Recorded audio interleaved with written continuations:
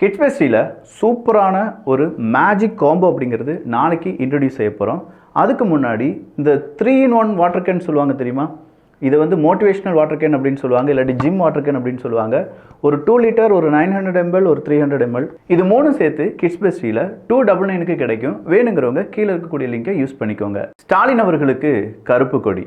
பாமகவினுடைய போராட்டம் தமிழ்நாடுல வெகு சில இடங்களில் மிகப்பெரிய அளவில் ஒரு இம்பேக்டை ஏற்படுத்தி இருந்ததா அப்படிங்கிறத நிறைய செய்தி ஊடகங்கள் வழியாக நீங்கள் கவனிச்சிருப்பீங்க. ஆனால் பாமக இதை இத்தோடி கைவிட போகிறது கிடையாது அப்படின்னு சொல்லியிருக்காங்க. குறிப்பாக ராமதாஸ் அவர்களுக்கு எதிராக ஸ்டாலின் அவர்களுடைய அந்த சொல் இன்னைக்கு பல நபர்களையும் பாமகவினுடைய தொண்டர்களையும் கோபத்துக்குள்ளாக்கி இருக்கிறது. அதனால் எங்களுக்கு சோழி இல்லையா, எங்களுக்கு ஒரு வேலை இல்லையா அப்படிங்கிற கேள்வியுடன் ஸ்டாலின் அவர்கள் கேட்ட அந்த கேள்வியை மிகப்பெரிய அளவில் மீம்ஸாகவும் ட்ரோல்ஸாகவும் மாற்றிட்டு இருக்காங்க பாமகவினுடைய தொண்டர்கள். இது ஒரு புறம் இருக்க, இசைவாணி அவர்களுக்கு எதிராக நடவடிக்கை எடுக்கப்படுமா அப்படிங்கிற கேள்விக்கு சேகர்பாபு அவர்கள் என்ன பதில் சொல்லியிருக்காரு? இனிமேல் சேகர்பாபு அவர்களையும் சங்கின்னு ஒரு கூட்டம் சொல்லிருமே, இப்படிலாம் பல செய்திகள் இருக்குது. அது எல்லாத்தையுமே இந்த ஒரு பதிவில் பார்க்க போகிறோம். இது ஆழமான அரசியல் சதுரங்கம்.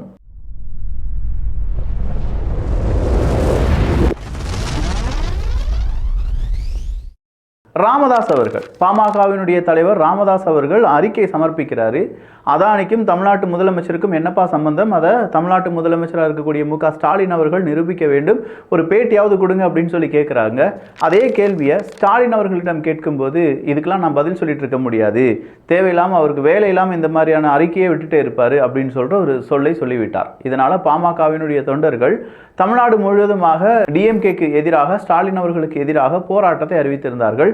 இன்னைக்கு இந்த போராட்டத்தில் ஒரு கவர்மெண்ட் பஸ்ஸினுடைய கண்ணாடி உடைக்கப்பட்டதாக செய்திகள் வெளியானது. மீதம் இருக்கும் ஏரியாவில் எல்லாமே போராட்டம் ரொம்ப அமைதியாக முறையாக நடந்தாக செய்திகள் வெளியாகி இருக்கின்றன. ஆனால் இந்த ஒரு போராட்டத்தோடு மட்டும் இது நிற்க போகிறது கிடையாது அப்படின்னு சொல்லியிருக்காங்க. இனி அடுக்கடுக்கா திமுக செய்யக்கூடிய பல குற்றங்களையும் வெளி உலகத்துக்கு கொண்டு வருவோம்.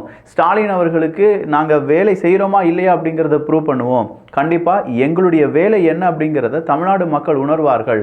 அந்த நேரம் டிஎம்கேக்கு அது ஒரு பெரிய சறுக்கலாக இருக்கும். ஏண்டா இந்த கேள்வியை அந்த நேரம் ஸ்டாலின் அவர்கள் கேட்டார்கள் அப்படின்னு சொல்கிற அளவுக்கு நாங்கள் யோசிக்க வைப்போம் அப்படின்னு சொல்லி பாமகவினுடைய தொண்டர்கள் கூறியிருப்பது ஒரு சலசலப்பை ஏற்படுத்தியிருக்கு. அடுத்ததா சீமான் அவர்கள். சீமான் அவர்கள் மிக முக்கியமான ஒரு ஸ்டேஜில் நவம்பர் 27 யாரும் மறந்திருக்க மாட்டீங்க.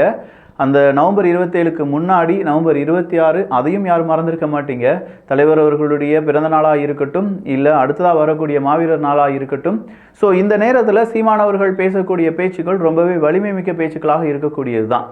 ஆனால் அவர் ஒரு ஸ்டேஜில் என்ன சொல்கிறாருன்னா, நாங்கள் செய்ய வேண்டிய வேலையை திமுக எங்களுக்கு சாதகமாக செய்து தருகிறார்கள். பல வருடங்களாக எங்கள் கூட இருக்கக்கூடிய சக தோழர்கள் இல்லாட்டி தம்பிகள் இவங்கெல்லாம் சரியானவங்க தானா, இவங்கெல்லாம் நம்ம கொள்கைக்கு முரண்பட்டவர்களா அப்படின்னு சொல்கிறது எங்களுக்கு தெரியாமல் இருந்துச்சு. ஆனால் அதை எல்லாத்தையுமே கரெக்டாக காண்பித்து எங்கள்கிட்ட இருந்து அப்படியே விலக்கி திமுகவிடம் ஐக்கியம் செய்ய வைத்து விடுகிறார்கள். அப்போ தான் எங்களுக்கே தெரியுது, ஓ இவனும் துரோகி தானா, ஓ இவரெலாம் நம்ம முதுகில் குத்துறவரா அப்படின்னு சொல்லி அதன் பிறகு தான் எங்களுக்கே தெரிய வருது. ஸோ இந்த களையெடுக்கும் வேலையை நாம் தமிழர் கட்சி செய்திருக்க வேண்டும். ஆனால் நாம் தமிழர் கட்சிக்கு தேவையாக இதை யார் செஞ்சிட்டு இருக்காங்க? திமுக செஞ்சிட்டு இருக்காங்க. திமுகவுக்கு ரொம்ப பெரிய நன்றிகள் அப்படின்னு சொல்லி சீமானவர்கள் பேசியிருக்கிறார். இதற்கு காரணம் இருக்கு. நிறைய நாம் தமிழர் கட்சியை சார்ந்தவர்கள் இப்போது நாம் தமிழர் கட்சியை விட்டுட்டு திமுகவில் ஐக்கியமானாங்க அப்படின்னு சொல்ற செய்திகள், குறிப்பாக இந்த சன் நியூஸ் எடுத்து பார்த்தாலே இந்த செய்திகளை அடிக்கடி நம்மளால பார்க்க முடியும். நாம் தமிழர் கட்சியை சார்ந்தவர்கள் இந்த கட்சிக்கு போயிட்டாங்க, கூண்டோடி காலி ஆயிட்டாங்க அப்படிங்கிற செய்தி எல்லாத்தையுமே சன் நியூஸ் வாண்டடா ரிப்பீட் மோட்ல போட்டுட்டு இருக்காங்களே. பொதுவாக இவங்க படத்தை தான் இப்படிலாம் ரிப்பீட் மோடில் போடுவாங்க. முத்துக்கு முத்தாக அப்படிங்கிற ஒரு படத்தினுடைய ப்ரமோஷனை கடந்த ஒரு வாரமாக நீங்கள் பார்த்துருப்பீங்க. அடுத்ததாக ஜெயிலர் படம்லாம் போடுறதா இருந்தால் அப்படி ப்ரமோட் பண்ணுவாங்க. ஸோ இதன் பிறகு ரொம்ப அவங்க ப்ரமோட் பண்ணுறது என்ன அப்படின்னு பார்த்தீங்கன்னா, நாம் தமிழர் கட்சியினுடைய ஒட்டுமொத்தமான நபர்கள் கூண்டோடி இங்கே வந்துட்டாங்க அப்படின்னு சொல்லி அவங்க செய்தியை வெளியிடுவதும், அதன் பிறகு நாம் தமிழர் கட்சியை சார்ந்தவங்க என்னப்பா 4 பேர் தான் வெளியில் போயிருக்காங்க, கூண்டோடி வெளியேறிட்டாங்க, இந்த 100 பேர் வந்து அதற்கு எதிர்சாட்சி சொல்லிட்டு இருக்காங்க, இதெல்லாம் சன் நியூஸ் வெளியிலே விடாதா அப்படிங்கிற கேள்விக்கு எதுவுமே இதுவரையிலும் பதில் கிடைத்தது சரித்திரமே இல்லைன்னு வச்சுக்கோங்களேன். இப்படிப்பட்ட தருணத்தில் அடுத்ததாக வந்திருக்கக்கூடிய இன்னொரு இம்பார்ட்டண்டான செய்தி என்ன அப்படின்னு பார்த்தீங்கன்னா, சேகர்பாபு அவர்கள் பேசின பேச்சு தான். கந்தக்கோட்டம் அருள்மிகு முத்துக்குமாரசாமி திருக்கோவிலில் இன்று அறுபடை வீடு ஆன்மீக பயணத்தின் முதற்கட்ட பயணத்தில் பங்கேற்க இருக்கும் 200 மூத்த குடிமக்கள் பயண வழி பைகளை வழங்கி ஆன்மீக பயண பேருந்துகளை அமைச்சர் சேகர்பாபு கொடியசைத்து தொடங்கி வைத்தார். இது என்ன? அறுபடை வீடு ஆன்மீக பயண திட்டம், சூப்பரான திட்டம். அறுபடை வீடுகளுக்கும் நம்ம என்ன செய்யலாம், தமிழ்நாடு அரசாங்கம் சார்பாக இது பல வசதிகள் செய்து கொடுக்கப்பட்டிருக்கிறது. நாம் அறுபடை வீடுகளுக்கும் சென்று முருகப்பெருமானை வழிபெறலாம் அப்படிங்கிறது தான் இப்போ சேகர் பாபு அவர்கள் கையசைத்து தொடங்கி வச்சிருக்கிறார்னு வச்சுக்கோங்களேன். இப்போ இந்த நேரத்தில் இசைவாணி அவர்களை பற்றியான அந்த ஒரு கேள்வி அவரிடம் கேட்கப்படுது. எப்பா ஃபேக்ட் செக்கர்ஸ், தயவு செஞ்சு இதெல்லாம் ஃபேக்ட் செக் பண்ணுங்கப்பா, தேவையில்லாமல் நம்ம பேசுனதை கனெக்ட் பண்ண தெரிஞ்சில்ல. இன்னைக்கு சேகர் பாபு அவர்கள் ஒரு வார்த்தையை சொல்லியிருக்காரு, தமிழ்நாட்டில் இந்த மதம் தான் உயர்ந்தது, இந்த மதம் தாழ்ந்தது அப்படின்னு சொல்லி மத பிளவுகளை ஏற்படுத்தக்கூடிய சக்திகளை திமுக வன்மையாக எதிர்க்கும் அப்படின்னு சொல்லியிருக்கார். எப்படி? மத பிளவுகளை ஏற்படுத்தும் சக்திகளை. இசைவாணி என்ன செஞ்சாங்க? இசைவாணி பாடின பாட்டு 2 வருஷத்துக்கு முன்னாடியோ 3 வருஷத்துக்கு முன்னாடியோ, பட் அவங்களுடைய இன்டென்ஷன் என்னவா இருந்திருக்கு? மத பிளவுகளை ஏற்படுத்தக்கூடியது. அது எப்படி மத பிளவுகளை ஏற்படுத்தும்? குறை சொன்னால் எந்த தவறும் கிடையாது. ஒரு மதத்தில் எல்லா மதங்களிலும் குறைகள் நிறைகள் இருந்துக்கிட்டே தான் இருக்கு. எல்லா விஷயங்களிலும் எடுத்து பாருங்களேன், அவங்களுடைய வழிபாட்டு முறையாக இருக்கலாம், அவங்களுடைய கடவுள் பற்றியான வரலாறுகளாக இருக்கலாம். எல்லா கடவுள் பற்றியான வரலாறுகளிலும் இப்போதும் மறைக்கப்பட்ட பக்கங்களும், பேசக்கூடாது அப்படின்னு சொல்லி கிழித்து எரியப்பட்ட பக்கங்களும், இப்போதும் பேசப்படக்கூடிய பக்கங்கள் அப்படிங்கிறதெல்லாம் இருந்துக்கிட்டே தான் இருக்குது. வரலாறு தெரிஞ்சவங்களுக்கும் கொஞ்சமாக உலக அரசியல் தெரிஞ்சவங்களுக்கும் இந்த செய்தி எல்லாமே தெரியும். பாவம், உங்களுக்கெல்லாம் தெரியறதுக்கான வாய்ப்புகள் கிடையாது. அதனால் சேகர் பாபு அவர்களிடம் கேட்டு தெரிந்து கொள்ளுங்கள்.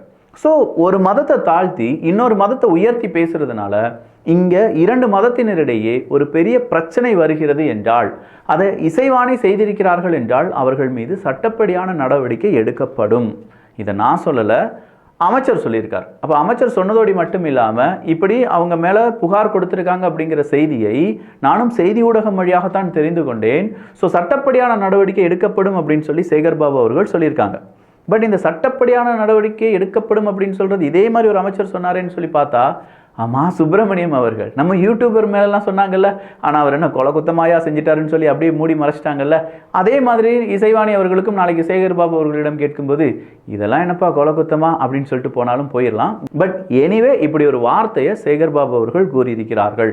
ஸோ இசைவாணி அவர்களுக்கு எதிராக இல்லாட்டி அவங்க அந்த பாடின பாடல் நிறைய பேரை அவங்களுடைய மனதை காயப்பட்டு இருந்தால் அதற்கான என்ன செய்ய வேண்டும், சட்டப்படியான நடவடிக்கை என்ன அப்படிங்கிறத நாங்கள் எல்லா சட்ட வல்லுநர்களிடம் ஆலோசித்து கூறுவோம் அப்படின்னு சொல்லி சேகர் பாபு அவர்கள் சொல்லியிருப்பது கண்டிப்பாக சில பல நபர்களுக்கு எரியும். ஃபேனை 10ல் வைடி மாலா அப்படின்னு சொல்லி ஐயா மு.க. ஸ்டாலின் அவர்களுடைய ஒரு டைலாக் இருக்குது பார்த்தீங்களா, அந்த டைலாகை ரிப்பீட் மோடில் கேட்டுக்கோங்க. சரிப்பா, அடுத்த இந்த போஸ் வெங்கட் அவர்கள் இன்னைக்கு என்னமோ ஒரு கதறுன்னு கதறி இருக்காரே அப்படின்னு பார்த்தா, எஸ், அந்த மனுஷன் இந்த விஜய் அவர்கள் அரசியல் கட்சி தொடங்கினதுலேருந்து ரொம்ப உக்கிரமாக பேச ஆரம்பிச்சிட்டார். அதுவும் திமுகவை எதிர்த்து யாராவது ஏதாவது செஞ்சுட்டாங்கன்னா மனுஷன் வேற லெவலில் போயிடுவார்னு வச்சுக்கோங்களேன். போஸ் வெங்கட் அவர்கள் இவர் கூடலாம் நாங்கள் அரசியல் செய்ய வேண்டியதாக இருக்குது, சின்ன புலத்தனமா அப்படின்னு சொல்லி விஜய் அவர்கள் அரசியல், அதற்கு பின்னாடி விஜய் அவர்களுடைய ரசிகர்கள் தொண்டர்கள் அவங்க செய்த சேட்டைகள் அப்படிங்கிறத வச்சு போஸ் வெங்கட் அவர்கள் கடுமையாக விஜய் அவர்களை எதிர்த்தார்.